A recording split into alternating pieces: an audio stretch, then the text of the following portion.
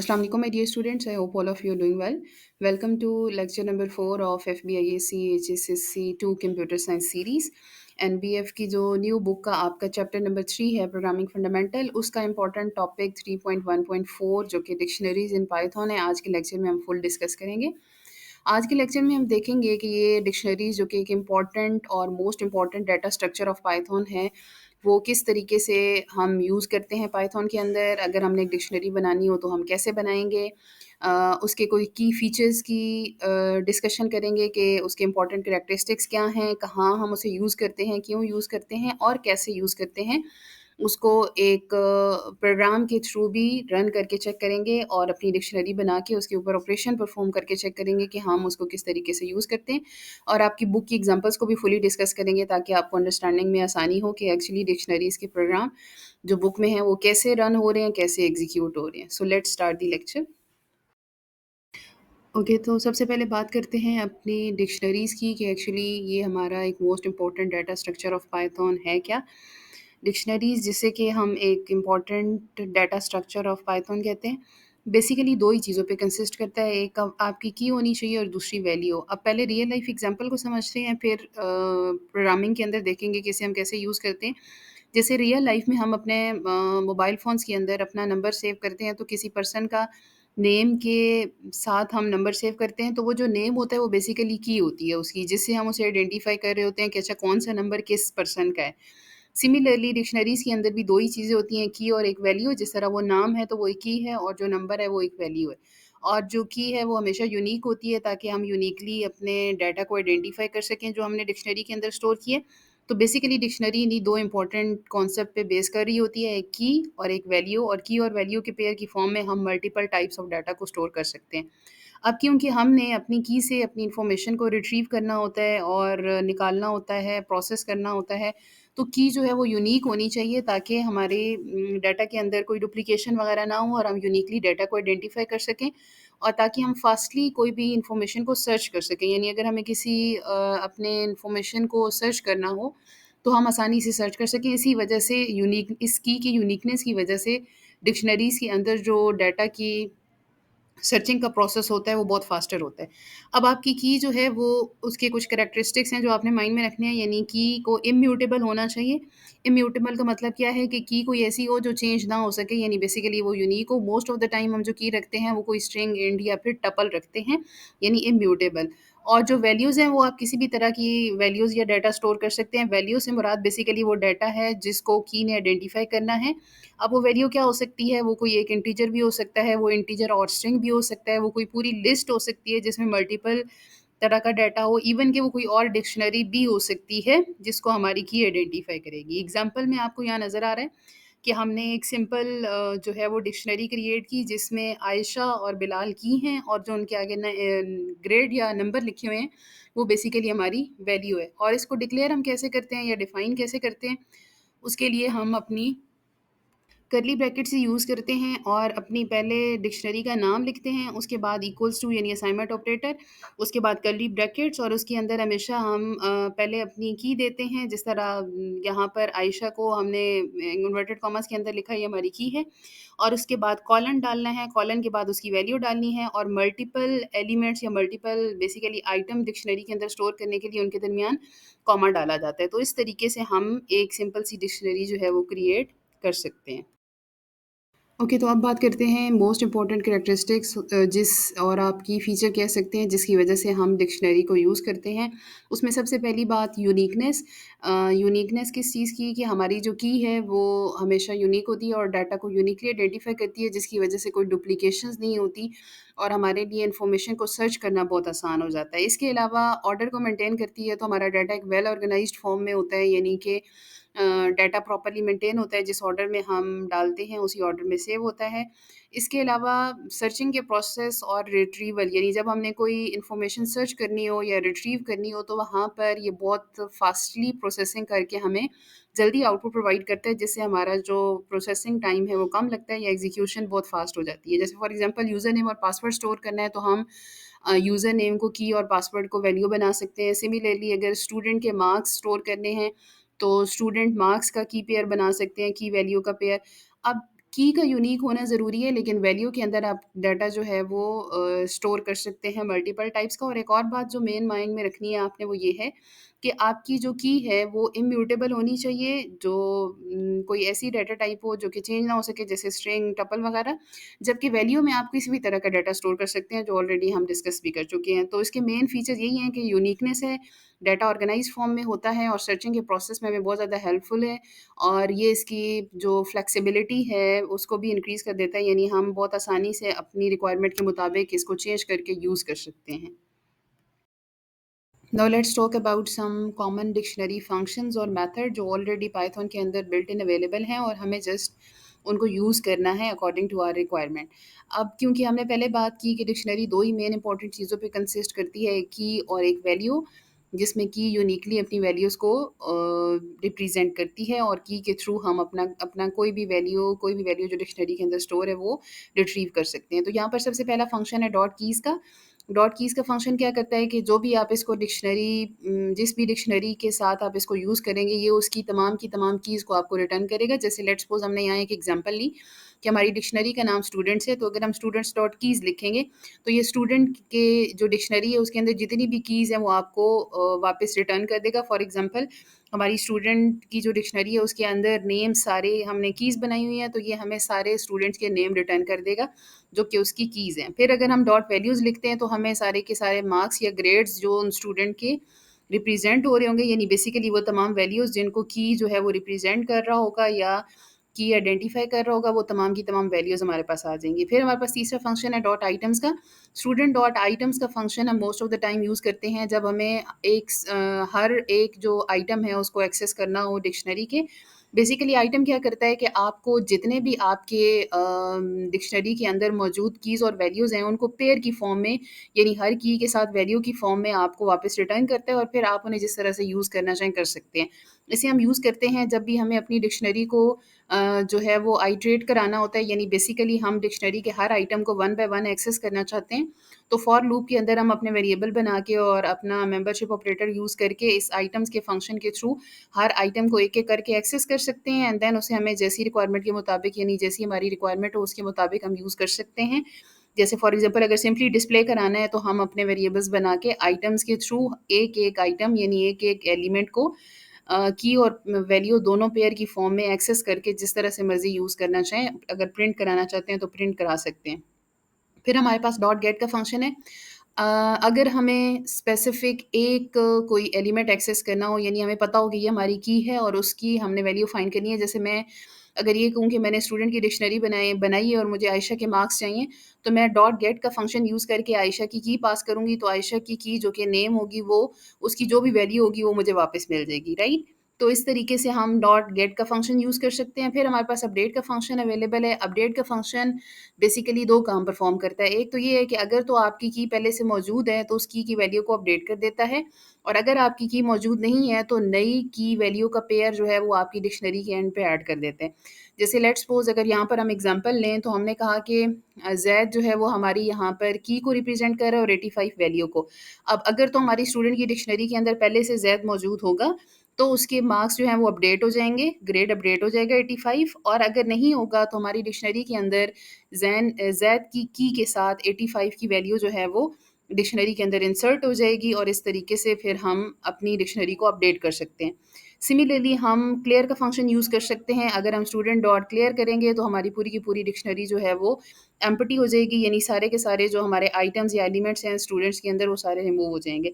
फिर हमारे पास जो है वो डेल का एक कीवर्ड मौजूद है, जिसको हम सिंपली डेल और फिर स्पेस देके अपनी डिक्शनरी का नाम लिखते हैं और इसको भी हम की पास करते हैं। देखिए यहाँ पर हमें सारा काम की में करना है, जिस तरह लिस्ट में हम सारा काम इंडेक्सिंग से कर रहे होते थे, जो भी काम करना होता था उसको इंडेक्स बताते थे, यहाँ हमें जो भी काम करना होगा हम इसको बेसिकली की देंगे। लेट्स सपोज़ अगर मुझे बिलाल का डाटा डिलीट करना है, तो मैं डेल का कीवर्ड लिखूँगी, स्पेस दूँगी, अपनी डिक्शनरी का नाम और स्क्वायर ब्रैकेट के अंदर की पास कर देंगे जिसको हमने रिमूव करना है, तो ये उस की के साथ उस वैल्यू को बेसिकली उस आइटम को डिलीट कर देगा। सिमिलरली आप पॉप भी यूज़ कर सकते हैं। पॉप का फंक्शन भी की वैल्यू एक्सेप्ट करता है। पॉप लिखें स्टूडेंट डॉट पॉप और ब्रैकेट के अंदर की पास कर दें, तो जो आप की पास करेंगे वो उसको डिलीट कर देगा। वही बात जो हमने पीछे भी अपनी पिछले लेक्चर के अंदर डिस्कस की थी कि जो पॉप का फंक्शन होता है ना, वो वापस आपको रिटर्न भी करता है, आप उसे सेव करके कहीं यूज़ भी कर सकते हैं। तो ये कुछ कॉमन फंक्शंस हैं। अब एक काम करते हैं कि इन सब फंक्शंस को और आपकी बुक के जो प्रोग्राम हैं, जो डिक्शनरी के प्रोग्राम हैं, प्रोग्रामिंग के थ्रू उन एग्जांपल्स को भी समझते हैं और ये भी समझते हैं कि अगर हमने कोई स्पेसिफिक काम करना हो तो हम प्रोग्रामिंग के अंदर डिक्शनरी को कैसे यूज़ करते हैं, प्लस इन फंक्शंस की भी फंक्शनैलिटीज़ को डिस्कस करते हैं कि ये फंक्शन कैसे-कैसे काम करते हैं और कैसे हमें आउटपुट देते हैं। So let's move forward. Okay, so सबसे पहले अपनी एक डिक्शनरी क्रिएट करते हैं और क्योंकि हमने डिक्शनरी अपनी बुक वाली ही क्रिएट करनी है, सो हम सबसे पहले अपनी डिक्शनरी का नाम रखते हैं जो कि है स्टूडेंट्स ग्रेड।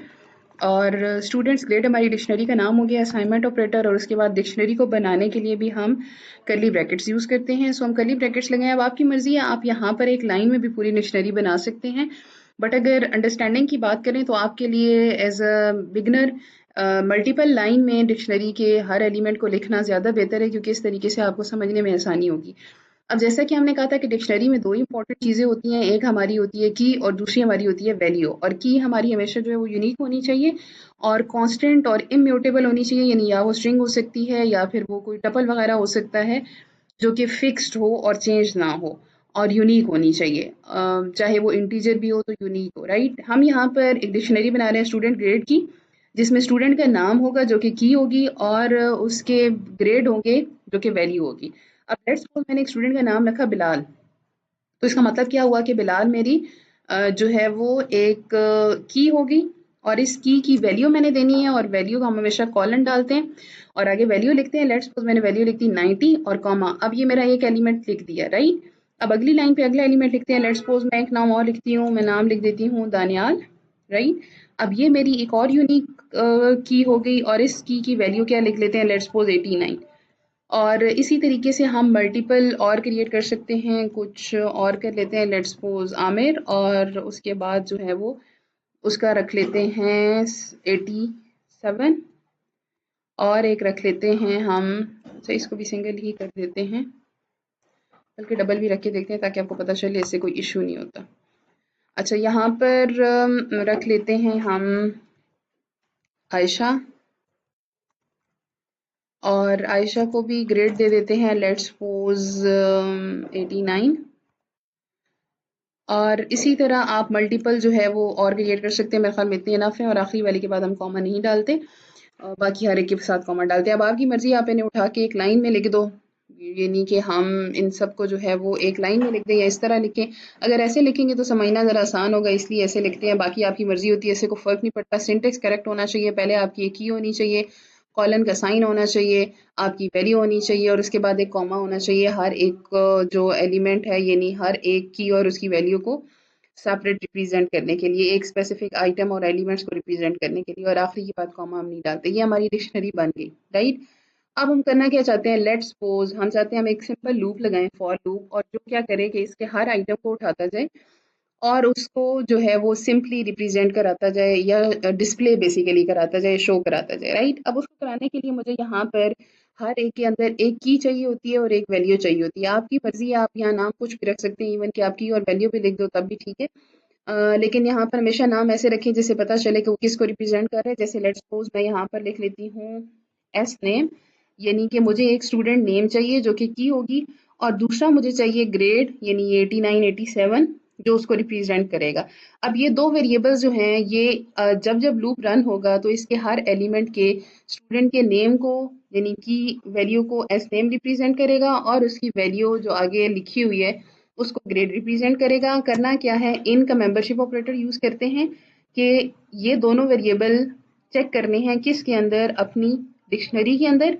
और डिक्शनरी के लिए हम यहाँ पर एक यूज़ करते हैं अपना फंक्शन जिसे हम कहते हैं आइटम। आइटम क्या करता है कि आपकी जो हर एक एलिमेंट है, हर आइटम है, उसको सेपरेटली उठाता है और आपको प्रोवाइड करता है। फिर उसके अकॉर्डिंग उसमें से हम देखेंगे कि एस नेम जो कि उसका नाम होगा और ग्रेड जो उसको रिप्रेजेंट करेगा और उसको फिर हम डिस्प्ले कराते जाएंगे। तो आइटम बेसिकली हमें एक सेपरेट आइटम को एक्सेस करने की कैपेबिलिटी देता है कि जब जब हमारा लूप रन होगा तो आइटम का फंक्शन हमें एक एक आइटम करके प्रोवाइड करेगा। और हमने करना क्या है, हमने प्रिंट सिंपली कर देना है। अब प्रिंट के लिए बुक वाली ही फॉर्मेटिंग को यूज़ करते हैं। वहाँ पर आपकी एक एफ स्ट्रिंग यूज़ हुई है। एफ स्ट्रिंग बेसिकली क्या है, फॉर्मेटेड स्ट्रिंग, जिसके अंदर आप पाइथन का कोड भी इन्वर्टेड कॉमर्स के अंदर लिख सकते हैं। आप कैसे लिखेंगे, जो भी चीज़ आपने पाइथन का कोड कंसिडर करना है वो आप कर्ली ब्रैकेट्स के अंदर लिखेंगे और जो चीज़ जनरली डिस्प्ले करानी है वो आप इसके बाहर लिखेंगे, यानी कॉलन लेट्स सपोज मैं डिस्प्ले कराना चाहती हूँ तो वैसे लिख देंगे। ओके, तो यहाँ अब हम वैल्यू लिखते हैं और यहाँ हमने अपनी की वैल्यू रिप्रेजेंट करानी है, तो की हमारी क्या है, एस नेम, तो हम यहाँ पर लिखेंगे एस नेम और उसके बाद जो है वो हमारा यहाँ पर क्या आएगा, ग्रेड। और यहाँ पर हम यूँ भी लिख सकते हैं कि हर एक दफ़ा रिप्रेजेंट हो के फॉर एग्जांपल स्टूडेंट नेम और उसके बाद उसने स्कोर्ड और उसके बाद जो है वो कॉलन आए एंड देन उसका ग्रेड शो। तो ये एफ स्ट्रिंग फॉर्मेटिंग होती है जिसमें बस आपने ये माइंड में रखना है कि कर्ली ब्रैकेट्स के अंदर जो भी आप लिखेंगे वो पाइथन का कोड कंसिडर होगा और एग्जीक्यूट होके जो भी उसकी जगह वैल्यू आती है वो डिस्प्ले होगी और बाकी जो चीज़ आप जैसे लिखेंगे वो एज इट इज़ स्क्रीन पे डिस्प्ले होगी। तो इसको मेरे ख्याल में पहले रन करके चेक कर लेते हैं कि ये सही काम कर रही है, उसके बाद नेक्स्ट की तरफ चलते हैं। So let's execute it.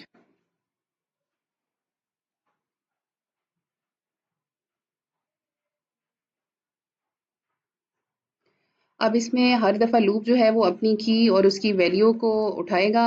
Okay, यहाँ पर अच्छा ये हमारा आइटम नहीं होता, आइटम्स होता है, तो हर दफ़ा ये नहीं, वो मल्टीपल आइटम्स को इकट्ठा उठा के हमें एक एक आइटम करके देते हैं। इसको दोबारा से रन करते हैं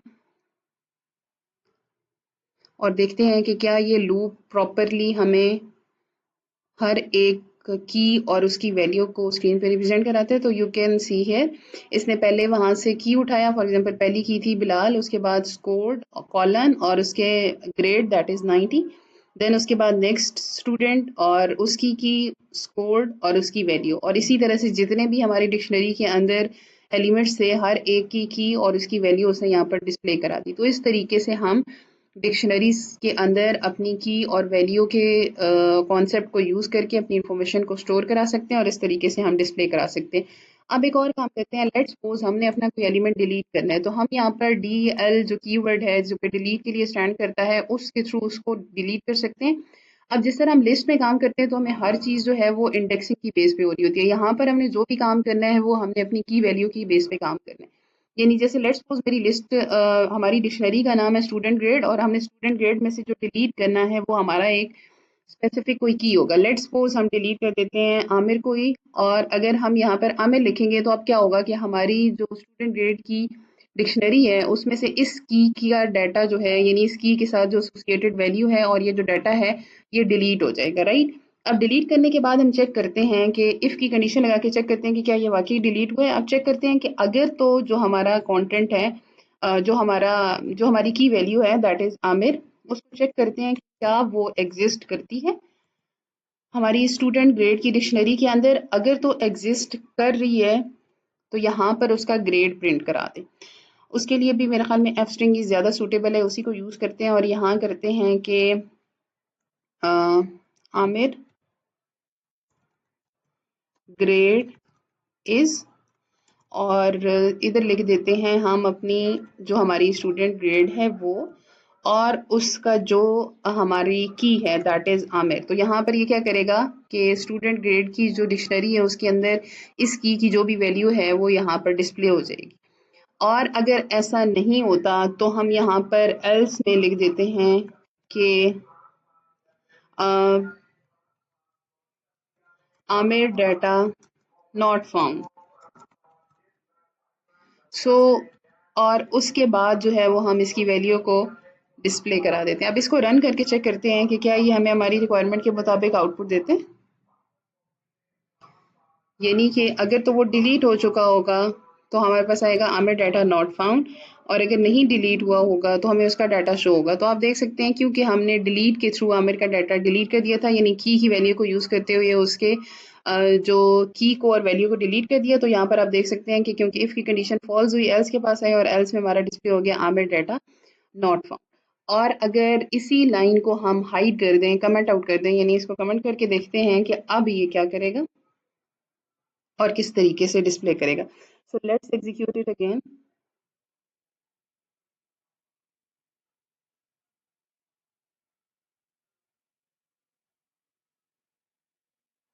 अब यहाँ पर आप देख सकते हैं कि हमने उसे कमेंट आउट कर दिया था। कमेंट हमने फर्स्ट ईयर के अंदर भी पढ़े थे कि जब हम किसी लाइन को कमेंट कर देते हैं तो वो एग्जीक्यूट नहीं होती, राइट। तो इसका मतलब है अब ये लाइन कमेंट आउट हो गई है तो एग्जीक्यूट नहीं हो रही, यानी हमारा प्रोग्राम इसको नहीं एग्जीक्यूट करा रहा। तो इसका मतलब है अब ये कंडीशन ट्रू हो जाएगी और हमें आमिर का डाटा स्टूडेंट डिक्शनरी के अंदर मिल जाएगा। और जब वो मिलेगा तो हमने डिस्प्ले कराया कि आमिर ग्रेड इज, और उसका ग्रेड डिस्प्ले कराते। तो आप यहाँ देख सकते हैं कि आमिर का जो स्कोर था वो 87 था। सो यहाँ पर आ गया कि आमिर ग्रेड इज 87। तो इस तरीके से हम अपनी जो ये डिक्शनरी है वो यूज़ कर सकते हैं। बाकी अगर आप इसको दोबारा से सारा डाटा डिस्प्ले कराना चाहें तो वो भी डिस्प्ले करा सकते हैं, वही लूप दोबारा लगाएं। यानी यही सेम लूप अगर हम लेट्स सपोज इसके बाद लगा देते हैं, फॉर एग्जांपल इसको करते हैं कॉपी और इसको दोबारा कमेंट आउट नहीं करते, यानी अब ये दोबारा से डिलीट हो जाएगा। और अब जब हमारी लिस्ट डिस्प्ले होगी तो वो इसके अंदर आमिर का डाटा शो नहीं करेगा, पहले शो करेगा बाद में नहीं करेगा। Let's execute it again. काम सारा वही है, बस सिर्फ यही याद रखना है लूप में हर एक में की चाहिए, उसकी वैल्यू चाहिए, आइटम्स के फंक्शन के थ्रू सिंपली उसे एक्सेस कर लेंगे। अब यहाँ पर आप देख सकते हैं पहले हमारे पास जो है वो सारी की सारी जो हमारी कंप्लीट डिक्शनरी थी वो डिस्प्ले हो गई, जो हमारे हमने डाटा स्टोर किया था। उसके बाद आया, क्योंकि हमने आमिर को डिलीट कर दिया तो आया आमिर नॉट फाउंड, और उसके बाद जब हमने लिस्ट निकाली तो उसमें से भी आमिर डिलीट हो चुका था और हमारे पास सिर्फ वही डाटा बच गया जो कि बाकी स्टूडेंट्स का हमने रखा हुआ था। तो इस तरीके से हमारी डिक्शनरी काम करती है। आई होप ये आपको क्लियर होगा। ओके, तो अब हम अपने कुछ कॉमन मेथड्स और फंक्शन जो हम डिक्शनरीज में यूज़ कर सकते हैं वो डिस्कस कर लेते हैं कि कौन कौन से मेथड और फंक्शंस अवेलेबल हैं जो डिक्शनरीज के साथ यूज़ होते हैं। सबसे पहले तो लेट्स सपोज कि अगर मैंने एक स्टूडेंट के मार्क्स को अपडेट करना है, तो अपडेट करने का बुक वाला तरीका पहले करते हैं, फिर मैं आपको एक और मेथड भी बताती हूँ जो आप यूज़ कर सकते हैं यूजिंग अ फंक्शन। एक तरीका तो ये है कि मैंने लेट्स सपोज जिस भी डिक्शनरी के अंदर डाटा को अपडेट करना है पहले तो उसे एक्सेस करेंगे। जैसे स्टूडेंट ग्रेड हमारी डिक्शनरी का नाम था, अब मैंने वहाँ पर क्या करना है कि स्टूडेंट डिक्शनरी के अंदर अपडेट किसको करना है वो वाली की वैल्यू दे देते हैं। लेट्स सपोज मैंने अपडेट करने हैं मार्क्स बिलाल के, तो मैंने यहाँ पर की वैल्यू अपनी दे दी दैट इज़ बिलाल, और उसको इक्वल्स टू मैं यहाँ पर कर देती हूँ 92। तो अब ये क्या करेगा कि हमारी जो इसकी वैल्यू है उसके अंदर जाके इस वैल्यू को अपडेट कर देगा। बट यहाँ पर एक तरीका और भी है कि हम अपना बिल्ट इन जो ऑलरेडी अवेलेबल फंक्शन है वो यूज़ कर ले। वो कैसे करेंगे, लेट्स सपोज अपनी डिक्शनरी का नाम किया दैट इज स्टूडेंट ग्रेड, उसके बाद हमारे पास एक फंक्शन होता है अपडेट का। अपडेट के फंक्शन को यूज़ करते हुए अपडेट का फंक्शन खुद पूरी एक डिक्शनरी नहीं एक्सेप्ट करता, यानी यहाँ पर हम अंदर फिर एक डिक्शनरी दे सकते हैं और जितने नए एलिमेंट हम ऐड करना चाहते हैं वो भी कर सकते हैं और करंट एलिमेंट की वैल्यू को भी अपडेट करा सकते हैं। जैसे यहाँ पर मैं फिर जो है वो कीज को देती हूँ कि की मेरी जो है वो क्या है, बिलाल, और बिलाल की जो की वैल्यू उसके मार्क्स आप कर देती हूँ 94 ताकि हमें पता चले कि अपडेट हुए। और अब क्या कर देते हैं 94, तो ये क्या करेगा उसको अपडेट कर देगा। प्लस लेट्स सपोज मैं एक और ऐड करना चाहती हूँ आमना, राइट, तो वो भी साथ ही दे सकते हैं। ये क्या करता है अपडेट के, ये अगर तो आपकी की पहले मौजूद है तो उसकी वैल्यू को अपडेट कर देगा और अगर मौजूद ना हो तो नई क्रिएट कर देगा। जैसे लेट्स सपोज आमना की मैंने इंसर्ट करना है तो मैं यहाँ पर लिख देती हूँ 95, राइट। तो इस तरीके से अब ये हमारी एक तो आमना नया जो हमारा एलिमेंट है आइटम है उसको भी ऐड कर देगा और बिलाल के मार्क्स को भी अपडेट कर देगा। अब हम अपनी लिस्ट को प्रिंट करा के सॉरी डिक्शनरी को प्रिंट करा के देखते हैं। तो प्रिंट कराने के लिए वही हम यूज़ करते हैं अपना लूप, जिसमें हमें की चाहिए होती है, वैल्यू चाहिए होती है और आइटम्स का फंक्शन चाहिए होता है। अब आइटम भी एक बिल्ट इन मेथड है जो हमने पहले डिस्कस किया कि हमें एक एक आइटम को की वैल्यू की और उसकी वैल्यू देता है और वो हम आइट्रेट करके यानी लूप के अंदर यूज़ करके उससे प्रिंट करा सकते हैं। तो एक काम करते हैं कि इसको यहाँ से उठाते हैं, इसके बाद भी प्रिंट कराते हैं। एक तो इसको स्टार्ट में ले जाते हैं, अदरवाइज ये इसकी बॉडी का पार्ट बन जाएगा जो कि हमने नहीं बनाना है उसकी बॉडी का पार्ट। यहाँ पर ये लाइन एग्जीक्यूट होगी, उसके बाद फिर हमारी लिस्ट डिस्प्ले होगी। यहाँ पर लिख देते हैं कि अच्छा इससे भी पता चल जाएगा कि हमारी जो अपडेट हो चुकी है वो कैसी है। उसके बाद फिर हमने अपना अपडेट का फंक्शन यूज़ किया, तो एक काम करते हैं इसके बाद फिर अच्छा उसके बाद फिर हमारी ऑलरेडी प्रेजेंट है तो ये फिर डिस्प्ले करेगी। तो अब हम इन तीनों में चेंज देखते हैं कि अच्छा किस तरीके से हमारी जो ये अपडेट का फंक्शन और ये जो हमने सिंपली अपडेट किया वो कैसे काम करता है।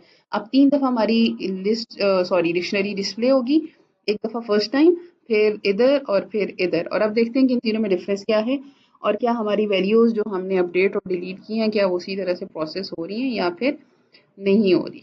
बेसिकली होना ये चाहिए, पहली दफ़ा बिलाल के मार्क्स 90 होने चाहिए, फिर उसके 92 होने चाहिए, फिर बिलाल के मार्क्स 94 हो जाने चाहिए और आमना का को भी साथ हमें ऐड कर देना चाहिए। तो आप यहाँ देख सकते हैं, सबसे पहले टॉप से शुरू करते हैं। सबसे पहले हमारे पास सिंपली जो हमने एंटर की थी मार्क्स वही आए, 90 स्कोर 89 आयशा तक। उसके बाद आमिर का हम क्योंकि हमने डिलीट कर दिया था तो उसके बाद आया आमिर का डाटा नॉट फाउंड। उसके बाद हमने बिलाल के मार्क्स अपडेट कर दिए थे 92, तो आप देख सकते हैं यहाँ 90 हैं, लेकिन जब वो काम परफॉर्म करने के बाद हमारी डिक्शनरी डिस्प्ले हुई तो उसके मार्क्स क्या हो गए 92, राइट। और यहाँ पर हमें अब इस वक्त जो है वो आमना नज़र नहीं आ रही, क्योंकि आमना का जो काम परफॉर्म करना था वो हमारी इस लूप के बाद है, यानी ये लूप अपना सारे डिस्प्ले कर देगा डिक्शनरी को, उसके बाद इसके पास जाएगा।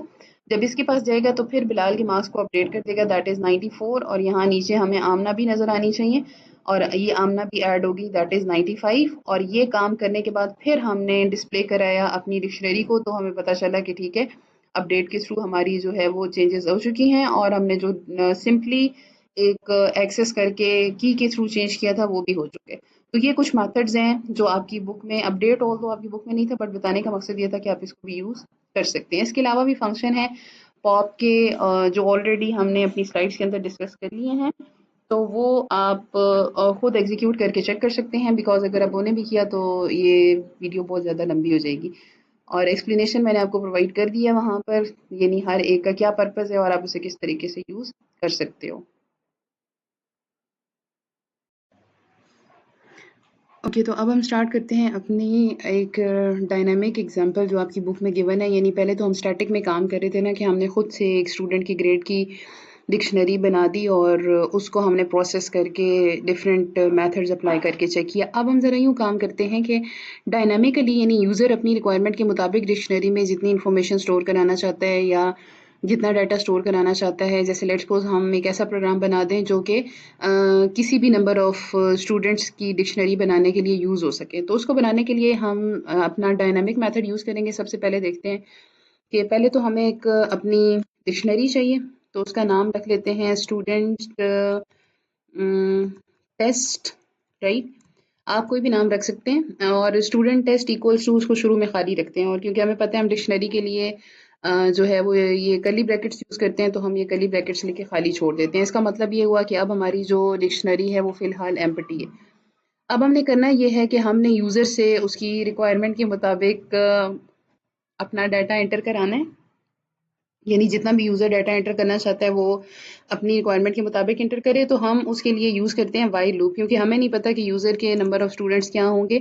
यानी शायद वो 5 का एंटर कराना चाहे, शायद वो 15 का एंटर कराना चाहे, शायद वो 20 का एंटर कराना चाहे। तो उसके लिए हम अपना ऐसा लूप लगाएंगे व्हाइल लूप, जो कि हमने फर्स्ट ईयर के अंदर डिस्कस भी किया था कि हम तब यूज़ करते हैं जब हमें नहीं पता होता कि हमारी जो कोड है उसने कितने टाइम के लिए रिपीट होना है, राइट। जब हमें पता होता है कितनी दफ़ा के लिए रिपीट होना है, फिर हम फॉर लूप यूज़ करते हैं। यहाँ पर हम व्हाइल लूप यूज़ करेंगे और व्हाइल लूप को शुरू में हम ट्रू रख देंगे। ट्रू का मतलब क्या है कि ये एक इनफाइनाइट लूप बन चुका है जो हमेशा ट्रू रहेगा अनटिल कि हम खुद इसे किसी मेथड के थ्रू स्टॉप नहीं करेंगे, राइट। तो सबसे पहले तो हमने करना क्या है, इस लूप को लगाने का मकसद क्या है कि हमने यूज़र से इनपुट लेनी है नाम और उसके ग्रेड, और उसको अपनी डिक्शनरी के अंदर स्टोर कराते जाना है। सो सबसे पहले तो यूज़र से इनपुट लेनी है। इनपुट हमने क्या लेनी है, नेम की। अब इनपुट लेने का तरीका हमने अपनी फर्स्ट ईयर के अंदर पढ़ा था कि हम इनपुट का फंक्शन यूज़ करते हैं और उसके अंदर जो हमने यूज़र को शो कराना होता है वो हम लिख देते हैं। जैसे लेट्स सपोज हमने यहाँ कराना है inter marks of students, inter name of students, right. हमने क्योंकि नेम एंटर कराने हैं तो हम यहाँ पर लिखेंगे इंटर नेम ऑफ स्टूडेंट्स। और यहाँ हम उसे ये भी बता देंगे कि अगर वो लेट्स सपोज जितने नंबर एंटर कर चुका है उसके बाद वो चाहता है कि अब लूप को स्टॉप कर देना चाहिए, तो हम उसे कहेंगे कि क्यू एंटर करे टू क्विट। यानी अगर वो लेट्स सपोज सारे एंटर कर चुका है और क्विट करना चाहता है तो वो यहाँ पर क्यू प्रेस कर दे, इससे हमारा लूप जो है वो टर्मिनेट हो जाएगा। अब उस टर्मिनेट की भी कंडीशन लगानी पड़ेगी उसे। लूप को कैसे पता चलेगा कि जब क्यू इंटर होना है तो मैंने लूप को जो है वो टर्मिनेट करना है, तो उसके लिए हम क्या लगाएंगे, उसके लिए हम एक कंडीशन लगाएंगे कि नेम के अंदर जो भी इंटर हुआ है उसको चेक करो और प्लस उसको लोअर केस में कन्वर्ट करें। अब लोअर का फंक्शन क्या करता है कि जो भी नेम के अंदर इंटर होगा, लेट्स सपोज जो है वो कैपिटल क्यू था, तो उसको ये स्मॉल क्यू के अंदर जो है वो कन्वर्ट कर देगा, यानी लोअर केस में कन्वर्ट कर देगा। और चेक करना क्या है कि वो क्या क्यू है। अगर तो वो क्यू है तो हमने लूप को टर्मिनेट करना है। अब हमने अपनी फर्स्ट ईयर के अंदर ये भी पढ़ा था कि जब हमने अपने किसी भी लूप को टर्मिनेट करना होता है तो हम सिंपली ब्रेक स्टेटमेंट यूज करते हैं और वो हमारे लूप को टर्मिनेट कर देती है। इसका मतलब क्या हुआ कि हम फर्स्ट टाइम में ये चेक कर रहे हैं कि यूज़र ने क्या एंटर किया है। अगर तो यूज़र ने क्यू एंटर किया है तो हम वहीं लूप को ब्रेक कर देंगे, और अगर यूज़र ने जो है वो कोई नाम एंटर किया है, क्यू एंटर नहीं किया, तो फिर हमें उसकी ग्रेड को भी इनपुट कराना है। तो उसका मतलब है यहाँ हमें एक और इनपुट लेनी पड़ेगी, दैट विल बी ग्रेड। यानी अब हमें की तो हमने ले ली, क्योंकि नेम हमारी की को रिप्रेजेंट करेगा, हमें उस की वैल्यू चाहिए जो कि ग्रेड होगी। और उसको स्टोर कराने के लिए हमें क्या करना है, हमें फिर से इनपुट लेनी है, तो वही असाइनमेंट ऑपरेटर यूज़ करेंगे और यहाँ इनपुट लेंगे। अब जो हमने इनपुट लेनी है, ये बात हम फर्स्ट ईयर के अंदर ऑलरेडी डिस्कस कर चुके हैं कि इनपुट हमेशा जो भी इनपुट लेता है वो स्ट्रिंग की फॉर्म में लेता है। हालांकि हमारा जो ग्रेड है वो हमें इंटीजर में चाहिए या नंबर में चाहिए या फ्लोट में चाहिए, तो आपकी मर्जी है, आप यहाँ पहले इंट का फंक्शन यूज़ करो या फिर आप फ्लोट का यूज़ करो। मैं इंट का यूज़ कर रही हूँ, आप फ्लोट का भी यूज़ कर सकते हैं, बुक में फ्लोट हुआ, डजेंट मैटर। ये इंट का फंक्शन हो गया। ये क्या करेगा, अब यहाँ पर हम इनपुट लेंगे और इनपुट जो भी आएगी बेसिकली ये उस इनपुट को इंटीजर के अंदर कन्वर्ट करके फिर हमारे ग्रेड के वेरिएबल के अंदर स्टोर करेगा। और अगर आप यहाँ फ्लोट लिखोगे तो वो फ्लोट के अंदर कन्वर्ट करके करेगा। अब हमें करना क्या है, हमें यूजर से इनपुट करानी है, और इनपुट क्या करानी है, उसे कहना है कि इंटर मार्क्स, और you can say grade for, अब किस स्टूडेंट के लिए जिस स्टूडेंट का नाम जो है वो नेम है। अब इसका एक तरीका तो ये है, जो आपकी बुक के अकॉर्डिंग है, उन्होंने यहाँ पर जो है वो इस तरह से स्ट्रिंग बनाई, और उसके बाद उन्होंने कहा कि यहाँ हम यूज़ कर सकते हैं डॉट फॉर्मेट। और ये फॉर्मेट क्या करता है कि यहाँ पर जो हम पास करेंगे वेरिएबल नेम, ये ऑटोमेटिकली उस वेरिएबल की वैल्यू को उठाएगा और उठा के इस स्ट्रिंग के अंदर डाल देगा। अब एक तो ये तरीका है, लेकिन अगर आपको ये याद नहीं रहता कि ये कैसे करना है, तो आप इसको यहाँ से हटाएं और हम अपना वही फॉर्मेट स्ट्रिंग वाला यूज़ कर लेते हैं। यहाँ एफ लिखते हैं और इसके अंदर ही नेम लिख देते हैं, तो अब वो ऑटोमेटिकली ये देख लेगा कि यहाँ जो भी नेम हम एंटर करेंगे, यहाँ पर वो ऑटोमेटिकली उसी नेम के लिए हमसे मार्क्स या फिर ग्रेड मांगेगा, और जो भी मार्क्स या ग्रेड एंटर होंगे वो हम ग्रेड के अंदर स्टोर करा देंगे। और उसके बाद अब हमें करना क्या है, अब लेट्स सपोज यूजर ने नाम एंटर किया, वो स्टोर हो गया, उसने नंबर एंटर किए, वो भी ग्रेड के अंदर स्टोर हो गए। अब हमें अपनी डिक्शनरी के अंदर स्टोर कराना है। हमारी डिक्शनरी का नाम क्या है, स्टूडेंट टेस्ट। तो हम पहले स्टूडेंट टेस्ट लिखेंगे, उसके बाद जिस तरह हम लिस्ट के अंदर इंडेक्स देते हैं, तो यहाँ हम अपनी की वैल्यू देंगे जो कि नेम होगी, और इस नेम के अंदर जाके हमने करना क्या है, हमने ग्रेड को स्टोर करा देना है। तो अब क्या होगा कि हमारा ये जो लूप है, ये सबसे पहले इनपुट लेगा, इनपुट लेने के बाद चेक करेगा कि क्या वो इनपुट में कहीं क्यू यानी एग्जिट तो नहीं है। अगर फर्स्ट टाइम ही क्यू एंटर होता है तो वहीं हमारा लूप ब्रेक कर जाएगा, लेकिन लेट्स सपोज क्यू एंटर नहीं होता, तो उसके बाद जो है वो ये पहले ग्रेड को इनपुट कराएगा, और उसके बाद हमारी डिक्शनरी के अंदर इस की नेम जो कि की कंसिडर होगा, इस की के अगेंस्ट जाके ग्रेड को स्टोर करा देगा। और ये लूप तब तक रन होता रहेगा जब तक क्यू एंटर नहीं होता। जैसे ही क्यू एंटर होगा तो हमारा जो लूप है वो टर्मिनेट कर जाएगा। अब एक काम करते हैं कि पहले जो है वो यूज़र से ये पूछ लेते हैं कि लेट्स सपोज वो चेक करना चाहता है कि कोई जो उसने इंटर किया है डाटा, उसके अंदर वो किसी स्टूडेंट के मार्क्स चेक करना चाहते हैं। तो हम उसे कहेंगे कि पहले उसे इनपुट करा लेते हैं जो नाम वो सर्च करना चाहते हैं, यहाँ पे नाम के एक वेरिएबल बना लेते हैं और उससे इनपुट कराते हैं, और इनपुट में पूछते हैं कि वो नाम इंटर करे जिसके वो मार्क्स या ग्रेड चेक करना चाहते हैं, राइट। तो यहाँ पर हम यूज़र से इनपुट करा लेते हैं कि inter the name that you want to search,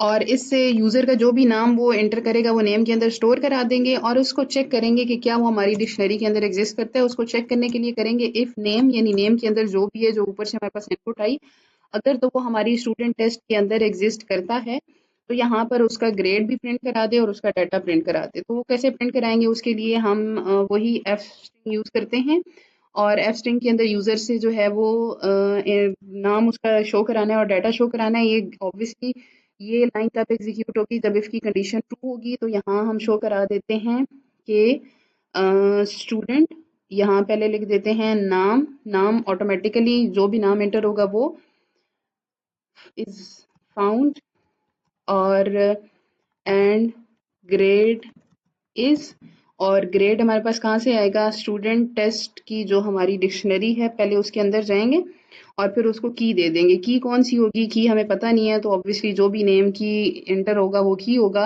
तो ऑटोमेटिकली उसका जो ग्रेड है वो यहाँ पर डिस्प्ले हो जाएगा। लेकिन अगर ऐसा नहीं होता तो हम एल्स में प्रिंट करा देते हैं कि स्टूडेंट नॉट फाउंड, यानी कि जो आपने एंटर किया या जो नाम यूज़र ने एंटर किया इसके लिए भी एफ स्ट्रिंग ही यूज़ करते हैं, और एफ स्ट्रिंग के अंदर हम लिखते हैं कि जो भी नेम यानी जो भी यूज़र एंटर करेगा नॉट फाउंड। अब इसको रन करके चेक कर लेते हैं कि क्या ये हमारी रिक्वायरमेंट के मुताबिक काम कर रहे हैं। So let's execute it.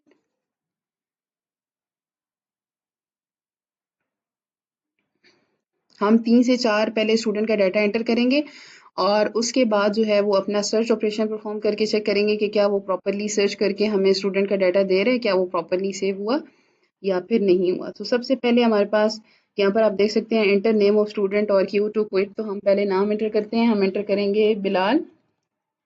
Bilal के मार्क्स एंटर करते हैं 90। उसके बाद एक और एंटर कर लेते हैं और इसकी भी मार्क्स एंटर कर देते हैं, दैट इज़ 89। 2-3 स्टूडेंट्स का डाटा एंटर करके हम देख लेते हैं और उसमें करते हैं 87, कुछ भी एंटर कर दें और अब प्रेस कर देते हैं क्यू। तो अब देखें, अब जब हमने क्यू प्रेस किया तो हमारा लूप टर्मिनेट हो गया, उसने हमसे ग्रेड नहीं मांगे, जबकि वो कह रहा है कि enter the name that you want to search.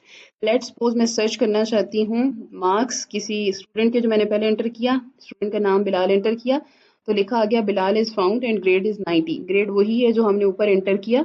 आप यहाँ देख सकते हैं कि हमने बिलाल के जो मार्क्स एंटर किए थे, जो ग्रेड एंटर किया था, वो क्या किया था 90। सो इसने हमें सर्च करके बता दिया कि Bilal is found and the grade is 90। अब इसी तरह आप इसको रन करके चेक करें और कोई ऐसा नाम एंटर करें जो आपने एंटर ना किया हो तो आपको आउटपुट में मिलेगा कि दिस नेम यानी दिस इज़ नॉट फाउंड। तो बेसिकली हमने इसको डायनामिक बना दिया। अब जितने मर्जी स्टूडेंट्स हैं उसके लिए ये लूप रन होगा, इतने स्टूडेंट का डाटा एंटर कराएगा, उसको डिक्शनरी के अंदर स्टोर कराएगा, नेम उसकी की होगी और ग्रेड उसकी वैल्यू होगी, और इस तरीके से आप जो है वो मल्टीपल स्टूडेंट का डाटा स्टोर करा सकते हैं और सर्च भी कर सकते हैं कि क्या वो प्रॉपरली सेव हुआ या नहीं हुआ। ओके, तो यहाँ पर हम मेन डिफरेंस की बात करते हैं कि डिक्शनरी और लिस्ट में अगर हमने सर्च ऑपरेशन परफॉर्म करना हो तो कौन सा हमें ज़्यादा एफिशिएंट सॉल्यूशन प्रोवाइड करता है। अगर बात करें लिस्ट की तो लिस्ट जो है वो लीनियरली सर्चिंग परफॉर्म करती है, यानी इसकी जो टाइम कॉम्प्लेक्सिटी है वो O(n) है।